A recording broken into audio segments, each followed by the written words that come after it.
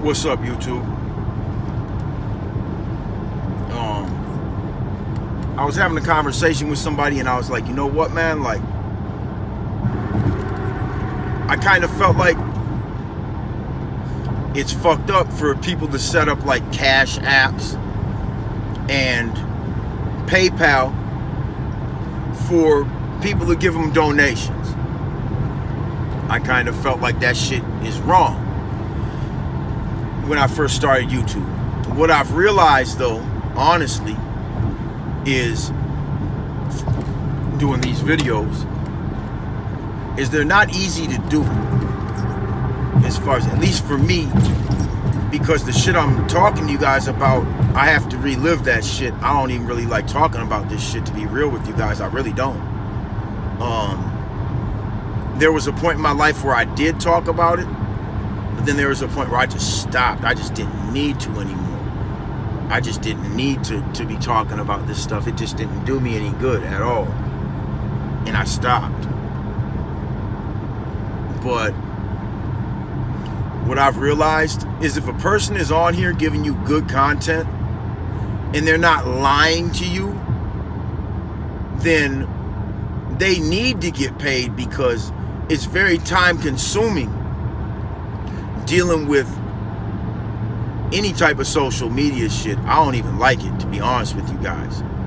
Just dealing with people in the comments and all that type of shit, man, you know, and then having to pop off all these liars. Like, I don't want to have to even waste my time with these individuals, but it's mandatory that these fools get put on blast. It just can't be where I'm just like, yeah, these motherfuckers are fake, but I ain't gonna say nothing. Like, no, it just can't be that, man, or else I'm just as fake as they are, man. But I'm gonna jump into this one, man. I'm gonna go back to 1997 when this is probably the first time that somebody that I knew real well was murdered. Now, what happened is my boy Mark Matthew Moriarity, he was murdered on June 21st, 1997. It's a fucked up scenario because he had owed me like $350, and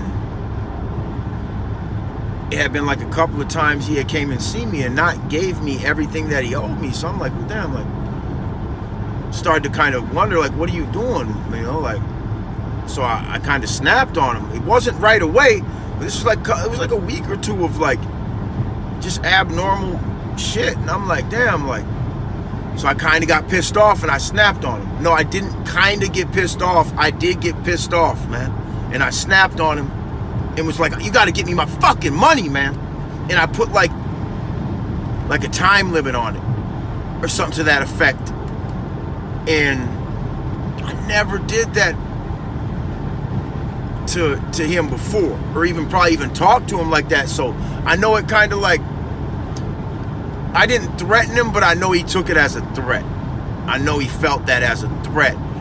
And so he's like, that he didn't want to be in that situation. So anybody that owed him money, he started coming at them the same way.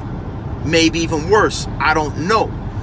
Probably worse. So this little 15-year-old kid owed him some money. Harmless looking motherfucker, man. I'm like, never could have thought, never would you see this coming. So dude got to owe him money. His name was Terry Gould. So you guys can look this up, because you can't just be listening to these people's lies on here, man. Like, have something to go off of, man. Some fact to check. So dude says, yeah, Terry's like, yeah, I got your money, man. You can come get your money. So my boy's like, okay. It's like $200.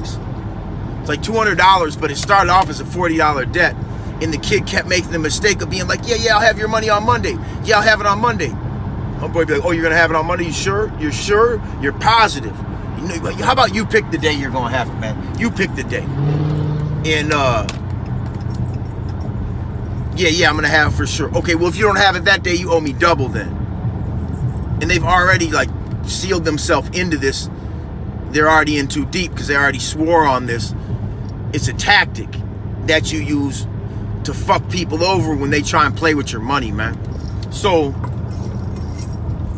Terry ends up getting super taxed over just not keeping his word, man. So my boy goes over there to get his money, and the door's cracked open. He knocks on the door. Kid doesn't come to the door, so he walks in the house. Don't do this shit. He walks into Terry's house. He doesn't find him in the house. He's looking around for him. He makes it to his room. As he makes it to his room, Terry jumps out from somewhere and starts shooting him from behind with a 17-shot 22 rifle, like a tubular magazine, okay? The magazine is like the length of the barrel, and it runs along parallel. So, which is irrelevant. So he shoots him all 17 times, and he hits him in his femoral artery. If I probably didn't say that right, but the artery in your fucking leg that's up around your femur bone that if you get hit in, you'll bleed out, okay? So he got hit there,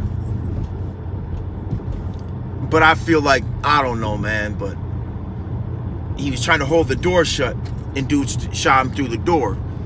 At some point, he kicked his way through the door, and shot my boy in the head, and then gun butted him. Tried to say it was a self-defense. Tried to get off on a second degree. Remember, my boy walked in the house. So he kills him with his senile father home, Terry's father's home. Kills him, and somehow his dad doesn't hear the gunshots. But at some point he discovers the body, and he calls the police, and he says, my son committed suicide. Because he was a little fucked up in the head kid, but you still wouldn't have thought he was capable of murder. He was just a little runt. But I guess maybe his dad must have knew more about him than I don't know why he called his son in for a suicide like that, because he definitely thought it was. He wasn't trying to cover it up.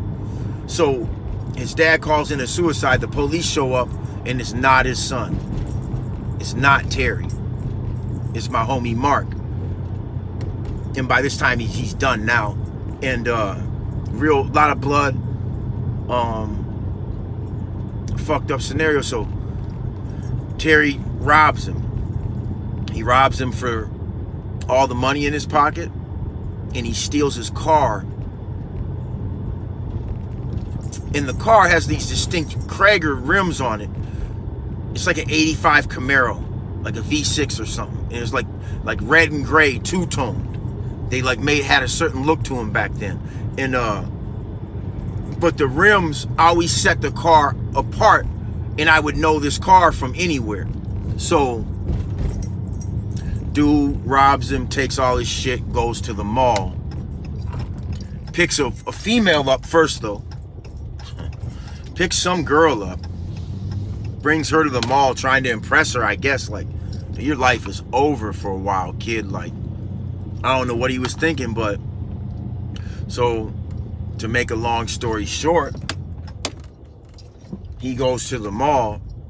I live at this time in like Crystal, which is like halfway between Minnetonka, where the mall is, and Mountain, where the murder happened. So I wake up that day and I start calling my boy, and his phone was like off or something like that. And I don't know if I thought that was abnormal or not. But I kept calling him. And as I'm driving from the New Hope to Mound, I stop at the mall. As I stop at the mall, I see his car. I see that car. I see them rims, and I'm like, oh, he must be at the mall. But it's really kind of early. It's fucking maybe like 11 o'clock or something. So I get out, and I know nothing about what's took place. I get out, and I start walking around the mall looking for my homie Mark. So I'm walking around the mall, and I don't see him nowhere. And I'm like, damn. Now, when I get back out of the mall, I don't remember if the car was still out there or not. It might have been gone. But what took place is is from the mall, Terry Gould went straight to the police station and turned himself in. So I'm thinking he must have seen me, but if I would have saw him, I wouldn't have done nothing to him because I didn't know. I might have asked him about the money that he owed him, but I wouldn't have done anything to him. I didn't know that he just killed him and took his car. That's why the car was parked out there. I didn't have a clue.